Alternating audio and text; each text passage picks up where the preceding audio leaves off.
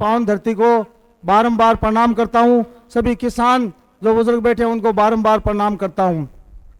आने वाली 25 तारीख को विधानसभा के चुनाव है और विधानसभा के चुनाव में इस बार कड़ा मुकाबला होने वाला है। और कड़ा मुकाबला इसलिए होगा कि कांग्रेस और भारतीय जनता पार्टी का जो मिलाजुली का खेल था पिछले 22-23 साल से, दोनों मिलकर के जो राजस्थान की जनता को बेवकूफ बना रहे थे, उनका पर्दाफाश करने के लिए हनुमान जी आज हमारे बीच में विराजमान है। और पिछले 30 साल से रात और दिन मेहनत करने वाले, 36 कौम को जनता की सेवा करने वाले, 36 कौम को भगवान के रूप में मानने वाले, अगर राजस्थान में ईमानदार और निष्ठा से सेवा करने वाले व्यक्ति हैं तो हनुमान जी बेनीवाल साहब है।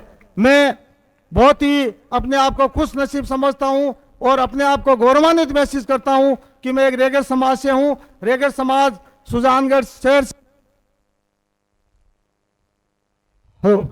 मुझे राष्ट्रीय लोकतांत्रिक पार्टी के विधानसभा सुजानगढ़ का उम्मीदवार बनाकर मुझे सुजानगढ़ विधानसभा के बहुत ही बड़ा गौरवान्वित किया है। मैं पूरा रेगर समाज हमेशा आप नागौर की जनता का, हनुमान जी बेनीवाल साहब का, नारायण जी बेनीवाल साहब का ऋणी रहेंगे।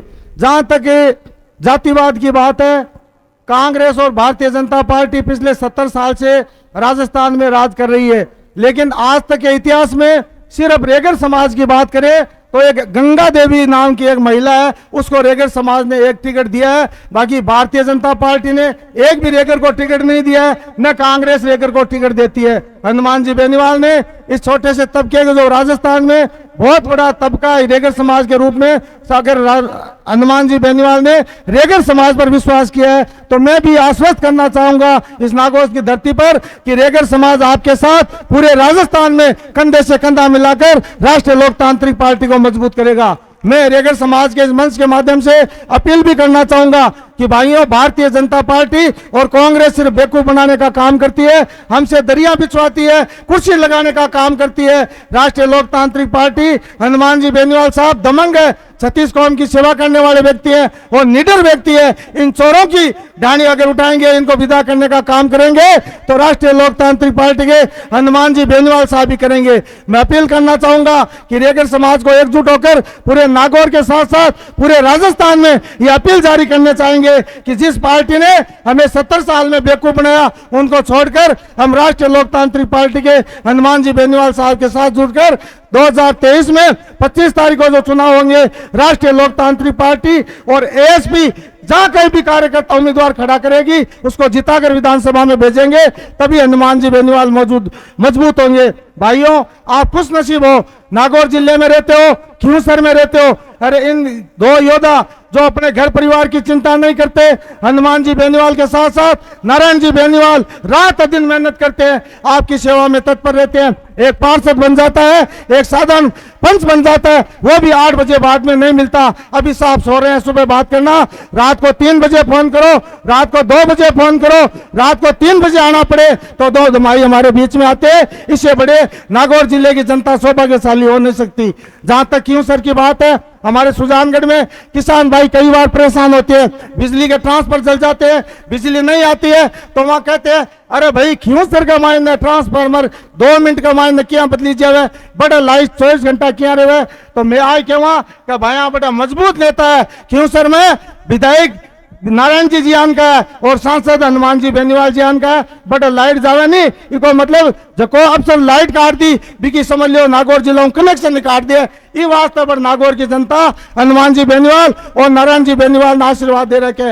मैं अंत में और निवेदन करना चाहूं कि जिस तरह से हनुमान जी बेनीवाल, आपको पता होगा मैं कई बार मेरे सामने भी हनुमान जी बेनीवाल के बच्चे का फोन आता है, छोटे भाई जो 8 साल के हैं, वो कई बार फोन करते हैं कि पापा मैं आपसे बात करना चाहता हूं। हनुमान जी बेनीवाल का ये शब्द होता है, बेटा मैं रात को फ्री होकर तेरे से बात करूंगा। और ऐसा व्यक्ति कहां मिलेगा राजस्थान में जो अपने बेटे से जनता के लिए बात तक नहीं करता। इससे ज्यादा सौभाग्यशाली आप क्या होता है, अपने घर की चिंता नहीं, नारायण जी को चिंता नहीं, बेनीवाल जी को चिंता नहीं, अपना घर परिवार 36 कौम को मानते हैं। मैं मुस्लिम भाइयों को भी निवेदन करना चाहूंगा कि राजस्थान में जिस तरह से मुस्लिम समाज को कांग्रेस ने बेवकूफ बनाया है और कांग्रेस के रसातल पर लाने का काम किया है, उनको अशिक्षित रखा, उनका कोई काम नहीं होता। आज सबसे ज्यादा राजस्थान में आरएलपी से कोई जुड़ रहा है तो शेड्यूल कास्ट और माइनॉरिटी जुड़ रही है।